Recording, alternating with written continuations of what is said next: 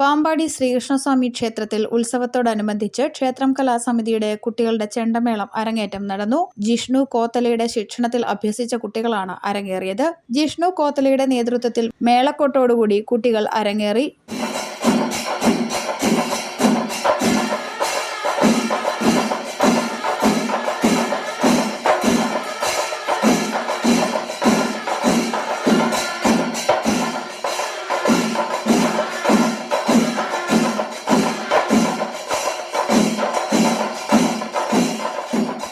ശ്രീകൃഷ്ണ കലാസമിതിയുടെ 4ാമത്തെ ബാച്ചിന്റെ അരങ്ങേറ്റമാണ് ഇന്നലെ നടന്നത്. ഒരു വർഷത്തെ മേള അഭ്യാസത്തിന് ശേഷമാണ് കുട്ടികൾ ഇന്നലെ അരങ്ങേറ്റം നടത്തിയത്. ക്ഷേത്രനടയിൽ ഭഗവാന് പാൽപായസവും കഴിച്ച് ഗണപതിക്ക് തേങ്ങയും ഉടച്ച് ഗുരുക്കന്മാർക്ക് ദക്ഷിണയും നൽകിയാണ് കുട്ടികൾ അരങ്ങേറ്റത്തിന് ഒരുങ്ങിയത്. ക്ഷേത്രം കലാസമിതിയുടെ വകയായി ക്ഷേത്ര ഭാരവാഹികളായ EV ബിനു, N സജീവ്, സുനിൽകുമാർ എന്നിവർ കുട്ടികൾക്ക് മൊമെന്റോ നൽകി.